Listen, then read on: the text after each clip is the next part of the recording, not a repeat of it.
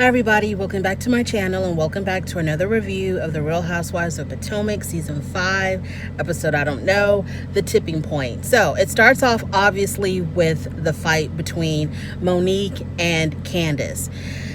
So we saw the part where, Candace does this semi-drunk announcement about how she loves everybody. She was saying, I love everybody here, including Monique, even when she doesn't say goodbye to me. And Monique was like, well, what do you mean I don't say goodbye to you? What do you mean I was pretending to be asleep? And so that's where it all started. So they're going back and forth with that, and Monique starts flicking Candace's hair. She's flicking her hair, and telling her, get your hand out my face, get your hand out my face. I don't know who touched who first, but obviously the fight started with Monique when she was touching her hair. You don't put your hands on nobody. As soon as she started flicking of the hair, it was on. It was on. She wanted to start something, and she started it. And so they start tussling, and Monique got the grip of death on Candace's hair. And because Candace was compromised by this grip of death on her hair, all she could do was basically just try to swing that wine glass at Monique to try to get her off. So the wine glass was broken. I don't know how it got broke, but the wine glass was actually broken in Candace's hand. And when she threw it at Monique, it ended up cutting Monique in the lip. I think that's how she got cut, when Candace threw that broken wine glass at her. The people finally get them apart. You had the girls trying to get them apart. You had the production staff coming to try to get them apart. Monique had the grip of death on that wig, on that hair. And that hair wasn't going anywhere. I don't know what kind of glue, pins, combs that Candace used, but she needs to market that. And that has to be like the selling point of her wig line, because that wig was, and after the fight, her hair, it was tousled, it was messed up, it was a little bit disheveled, but it was still looking good. And I was like, that's a good wig. So when they finally get the girls apart, Monique is taken to the back to some stairwell with one of the producers, and she actually wants to get back out. Karen comes to try to see how she's doing, and Karen can't come in to talk to her because the producer is holding the door closed in the stairwell that Monique is in. And so the producer won't let Karen in, won't let Monique out. So Monique is just like, okay, if you're not gonna let me out the door, I'm gonna just go down the stairs. So she goes down the stairs, and as she goes down the stairs, she goes outside the building, and she tries to catch up to Candace for round 2. So luckily, they were able to hold her back and get Candace into the car and have that car drive off, so that Monique really wouldn't, come after her. And in the aftermath of the fight, back in the barn, Giselle and Robin were trying to figure out what was going on, and they were both of the mindset that Monique had started it, that this was definitely Monique's fault, and that Monique was the one that had completely stepped out of character. Karen and Ashley, of all people, because Karen and Ashley, Karen doesn't see it for Ashley at all, but Karen and Ashley were a little bit more sympathetic to Monique, because for sure Ashley has experienced the wrath of Candace. I'm not quite sure why Karen was more on Monique's side than she was on Candace's side. And of course, Wendy was going to back it up for her girl, Candace. As they're both driving home in their separate cars, or being driven home in their separate cars, Candace calls her husband Chris, Monique calls her husband Chris, and they both tell their husbands about what happened. And Candace was telling her husband that this was just not a good look for Black women, and that no matter what, no matter how crazy or how sharp her tongue got, she never would lay hands on anyone else. And Monique tells her husband, Chris, that she got into a fight with Candace, and her husband said, well, this is just really embarrassing. And Monique was like, embarrassing for who? And her husband said, I guess when he heard that tone in her voice, like, I know you're not about to say what I think you're about to say, that this is embarrassing for me. So when he heard that tone in her voice, he just came back with, oh, it's embarrassing for everybody involved. Yeah, good answer, Chris. So now we're coming to the scene where Monique is at home. I think it's like the next day. She's at home with her husband and the kids. She's fixing her daughter's hair or washing her daughter's hair. Her daughter is so pretty. That little girl is so cute. And Chris is telling Monique that he's really disappointed in her. And he says that they have an image to uphold. And in her confessional, Monique says she don't care about no image. She don't care. She says, he's an ex-football player, a retired football player. And to him, his image off the field is really important. She's like, I don't care about image, because she wants to come after Candace and she wants nothing in her way. So she's like, I don't care about image. I'm going to do whatever I got to do. I'm going to beat her down. I'm going to do whatever I got to do. I don't care about image, because, she's had it up to here with Candace. Now, this anger that Monique has towards Candace obviously is stemming from Charisse, and it's stemming from the trainer, which makes me think, again, reinforces my opinion that I think there was something going on between her and the trainer. Because where is all of this animosity coming from? If the rumors are not true, why are you so upset about it? If you know the truth, your husband knows the truth, that you were not messing around with this trainer, why are you out here beating people up over it, or trying to beat people up over it? I don't understand. And what I really don't understand is why the anger is really directed this much at Candace, when it was Charisse who was her good girlfriend. It was Charisse who I thought was the one spreading the rumors. Okay, so you felt betrayed when you had this falling out with Charisse because she was spreading these rumors about you. You felt betrayed when Candace tried so hard to befriend Charisse. You felt really betrayed by that. Okay, got it. Candace made amends. She says she was sorry for bringing the girl to her her own 1 year anniversary where Monique was invited to. She says she was sorry for inviting Charisse there, even though I don't even think she should have apologized for that, because that was Candace's 1 year anniversary party, and she had the right to invite anybody she wanted. Now, Monique was upset, not because she invited her, but because she didn't get a heads up that Charisse was going to be there.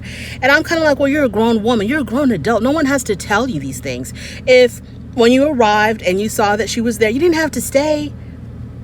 And I don't know why you would feel like it was a dig for her to invite Charisse there when Charisse and Candace are friends. And yes, the belief is that the only reason why Candace bothered to be friends with Charisse was to kind of get back at Monique, because at that time when Candace was trying hard to reach out to Charisse and Monique had already fallen out over the trainer rumors. So Monique sees it as a stab in her back, that you're really going out of your way to befriend my enemy because me and you are having beef. So that tells me a lot about you. I totally get it. I get it. But still, people for the rest of their lives, as long as you live in this community, people are always going to have to warn you where Charisse is going to show up, where Charisse is going to be. I don't know. Maybe I'm seeing things differently, but I don't think that anyone should ever you shouldn't care. If the rumors are not true, why do you care? Why do you care? And why can't you confront Charisse and be like, you know what? Why are you saying these things about me? This is not true. At the party, why didn't you confront her at the party, before or after? You could have been like, hey, why are you telling people that I'm having an affair with my trainer? Put it on camera. But she don't want to do that, probably because Charisse has receipts. So that's why she doesn't want to bring up the issue of the trainer in a public forum. I don't know. Maybe I'm looking too deep into this. Okay, so we're done with Monique. There was a small snippet with Candace at home with her husband, Chris. She said that her head was really sore from the fight. She says she doesn't want anything to do with Monique ever again. She doesn't understand what else she could possibly do, because she had made amends. She had apologized for inviting Charisse. She had apologized for not giving her the heads up that she invited Charisse. She had apologized at the lake house for having side conversations with Ashley and Giselle. She's like, I've apologized for everything that made her upset. I've apologized. I don't know what else. What else does she want from me? Which is a really good question. What else do you want from her, Monique? She's apologized. What is the real issue? I hate it when people act a certain way with you, but then when it comes down to why they're acting this way, they want to beat around the bush and they want to act like it's something else. No. You need to tell me exactly what issues that you're having with me so that we can either move forward or go our separate ways. Moving on to Giselle. So Giselle has a trip to Atlanta, Georgia with her girls because her ex-husband, Jamal, I don't know, I guess he bought a restaurant or relaunched it. I don't know.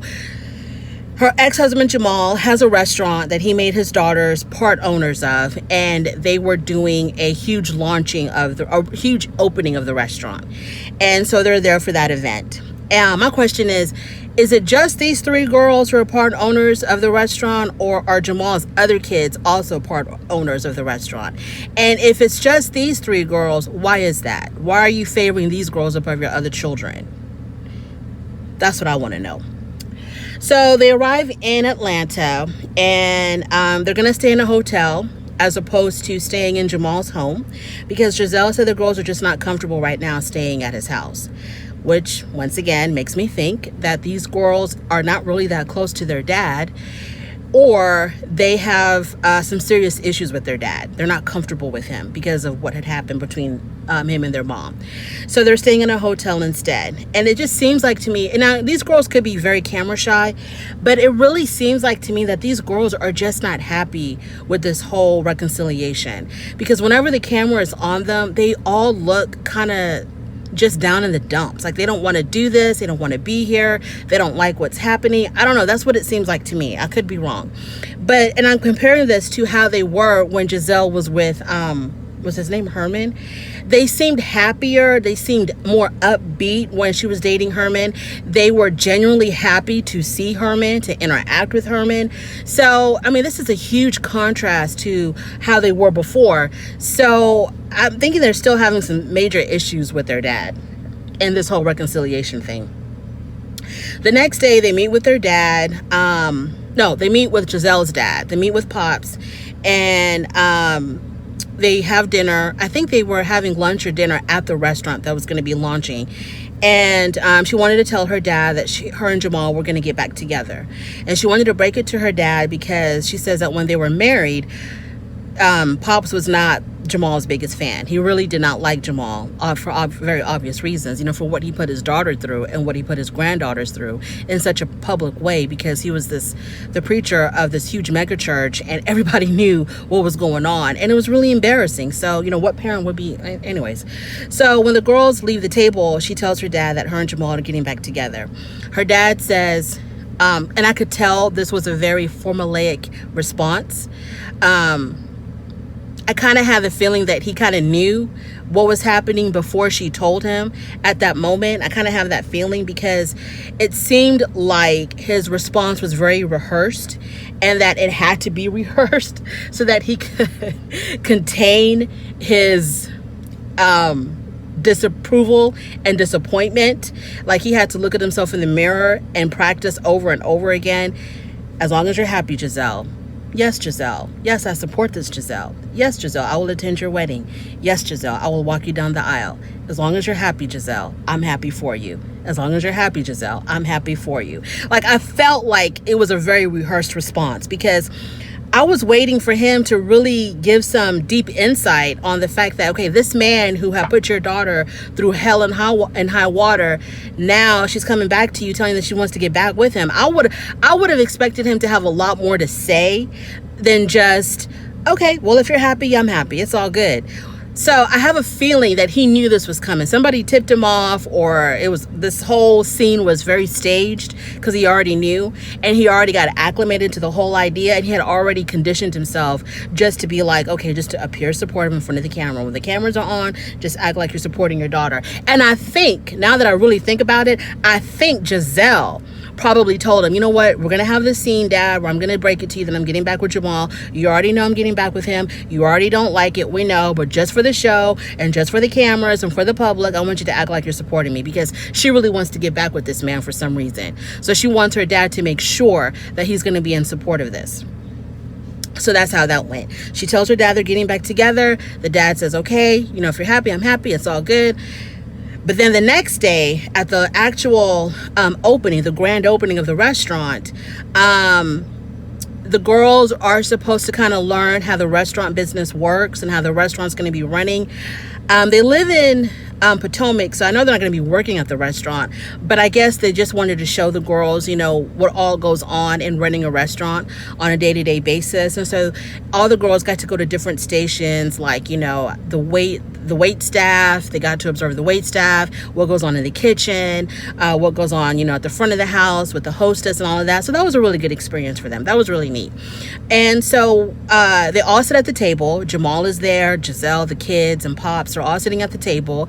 And the girls are like, yeah, we had a great time. This was, really neat experience, whatever. Then when the girls step away and it's just the three of them, they have a conversation where Pops is saying, whatever y'all want to do, I support it. And Jamal said something like, he really appreciated the support, blah, blah, blah. And then Pop says he's got to go use the bathroom. So when Pop steps away from the table, Giselle turns to Jamal and says, I thought you were going to ask for my hand in marriage. And he was like, well, that's a long I'm like, it's a long process. I thought what? Huh? Okay, you went through this whole thing of telling your kids that y'all are getting back together again, but y'all aren't even engaged again. There's no date set. What? I'm confused. Did I miss something? I probably did. Maybe I did miss something. But I thought that they had already talked about it, that they were going to get married, going to get remarried again. At least they were engaged, and that this was going to happen. Because why would you tell your daughters that y'all are getting back together if y'all are still talking about it? And not really, I didn't understand that. But he was like, well, it's a long process to get there. Or he said something to that effect, like, well, that's coming up sometime in the future. And I was like, I thought it was already here. That's why you told your children about it. Because you can't tell your kids that y'all are getting back together again, and then Dad skips out again. So I was confused about that. But anyways, when Dad stepped away from the table, he didn't know his mic was still on. So he goes to the back. The camera's not on him, but we could hear the audio. And he's telling the production staff that he wants the microphone off. He's like, I'm done here, right? He's like, okay, y'all are done with me. I did my scene. I said my lines. Y'all are done with me. And so they're like, yeah, you're done. But the mic is still on. The mic is still running. And so he says that he cannot believe that his daughter is going back with this man. He said this man's got about 6 or 7 baby mamas. He's got kids all over the place. He is not in support of this, and he doesn't like this whole thing at all. And I was like, yes, Pops. Yes. What? Yes. This is exactly what I thought. You're not really in support of this because it's crazy. It's crazy as hell. Now, in her confessional, the producers asked Giselle, how many children does Jamal actually have? And she said, and I wrote it down here, that she wasn't going to answer that question because she says it wasn't fair to their kids or their mothers. Like, what kind of a slick politician response is that? How is this not fair to them? You're not naming the children. You're just going to give a number, an estimate of how many kids he has. What's wrong with that? I mean, if he has 10 kids, he's got 10 kids. Is that a fact or not a fact? He doesn't have these kids, or he does? I mean, which one is it? Are some of them still questionable? Or paternity test still pending out there? Is that what's going on? Because he's a pastor and he's pollinating all these flowers, and these flowers are being pollinated by other bees. So it's kind of, the paternity is still in. I mean, what's going on? Either he knows how many kids he has, or he doesn't. Why couldn't you just say, Giselle, okay, he's got 6 kids? Each child is just as important as the next. Your kids are not any more important. They're not any more valuable than any other child that he may or may not have. Y'all were married once. Okay, fine. Y'all are not married anymore. It doesn't matter. Your children are not put up on a higher pedestal than any other kids. So he could scout the 3 with you for sure. So why not say how many other kids he has? Unless he doesn't know how, unless he was really out there wilding out like that he himself doesn't even know how many kids he has. I was like, why are you acting like that, Giselle? Just tell us how many kids he has. Karen and Ray. So Karen and Ray are going through some marital issues, and it starts off with the day after the fight, I guess it is.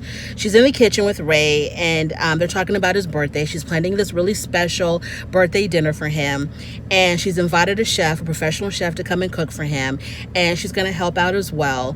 And so as we're waiting for the chef to come, they're talking about what happened with Candace and Monique. And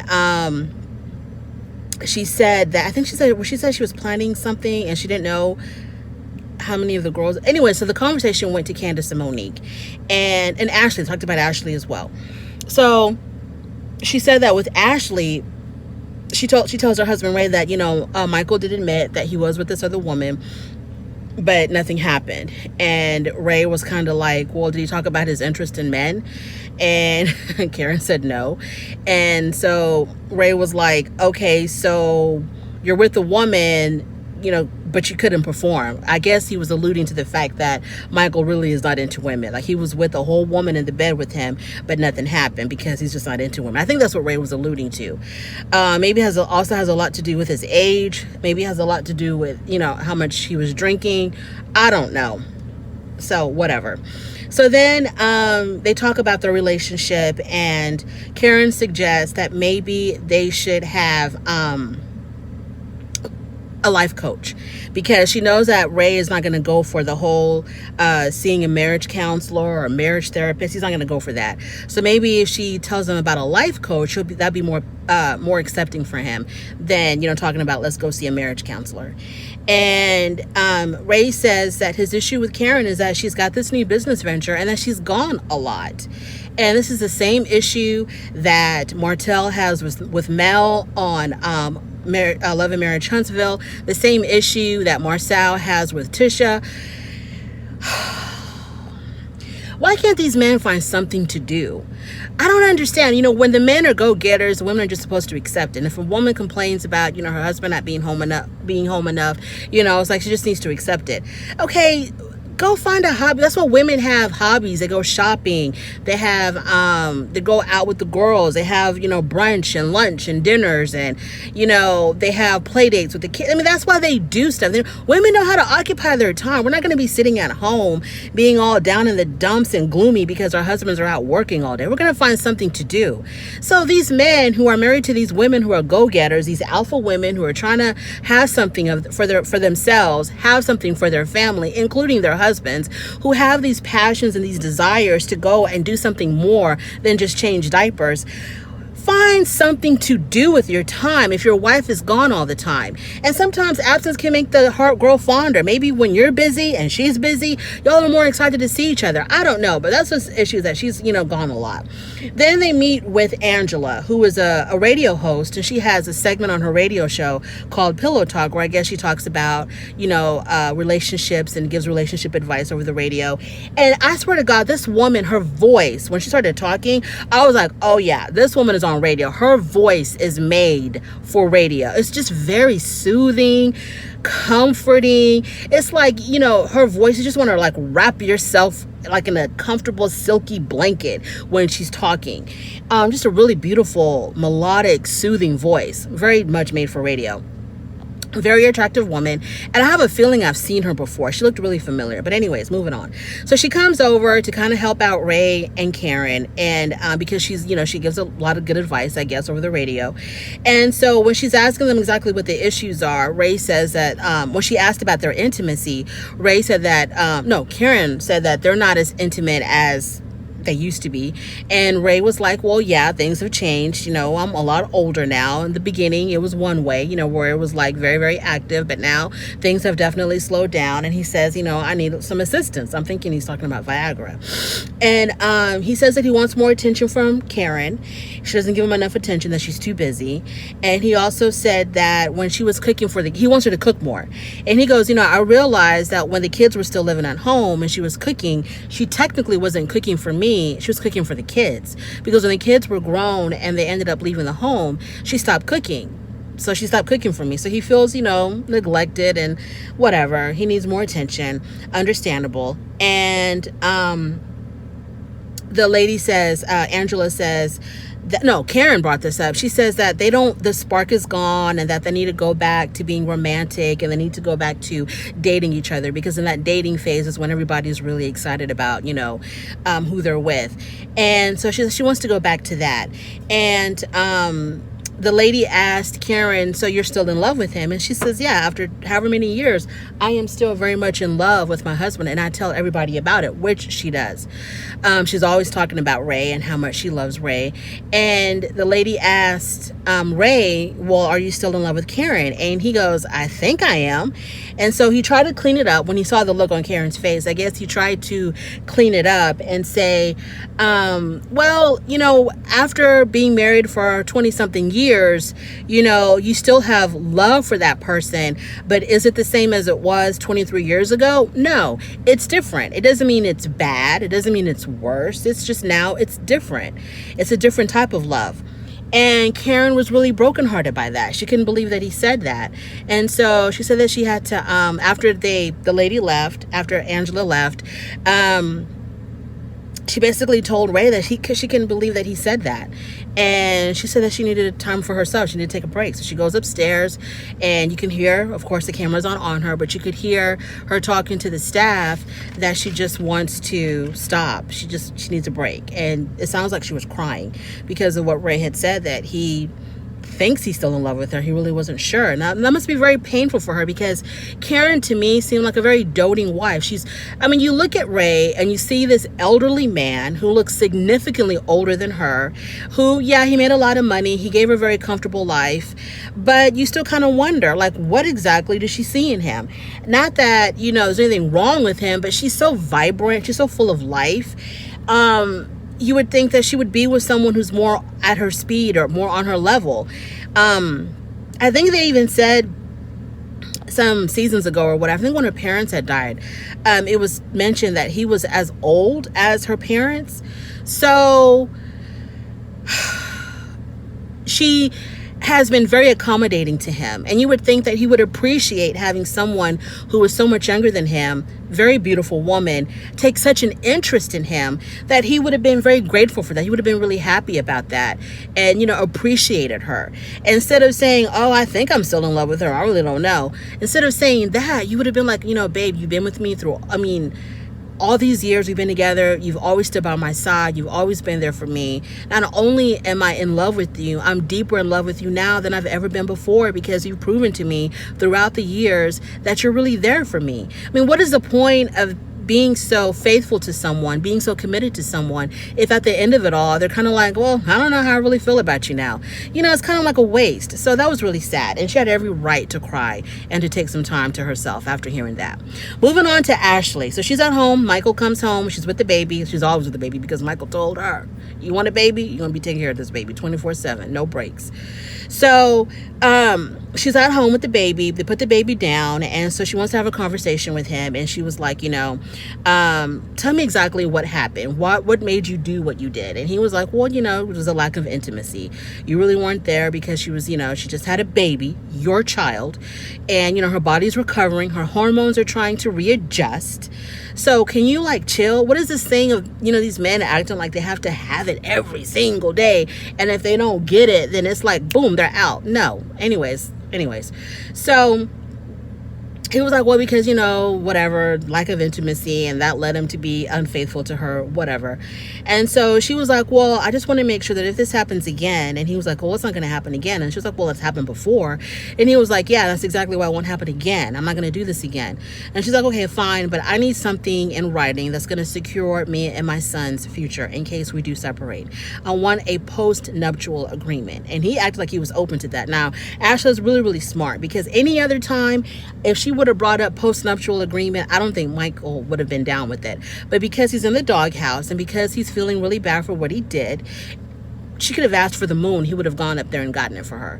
So when she asked for this post-nuptial agreement, he says he was really open to it. He better be open to it, and he better sign those papers, because what you're putting your wife through, she has every right to be concerned about her future and her child's future, because she don't know depending on where the wind is blowing, she has no idea if you're going to be faithful today or not faithful. You're going to get mad because she didn't, whatever. So he says, yeah, he's okay with that, and she just needs something in writing that if they should separate or get a divorce, in order to expedite the divorce without any type of contention, without any type of whatever disagreements or arguments or whatever. She wants a written of what she's entitled to get. She says the agreement that they have now that's already in place, she's entitled to 50-50, which is great. So she also wants to make sure, that she knows exactly what she's going to be getting, like a list of stuff that's going to be that's going to be for her if they should ever get a divorce. At least that's how I took it. I'm not a lawyer, but that's how I understood it. So anyways, that is my review of the Real Housewives of Potomac, and I hope that you join me again. Like, comment, and subscribe, and I will definitely see you next time. Bye-bye.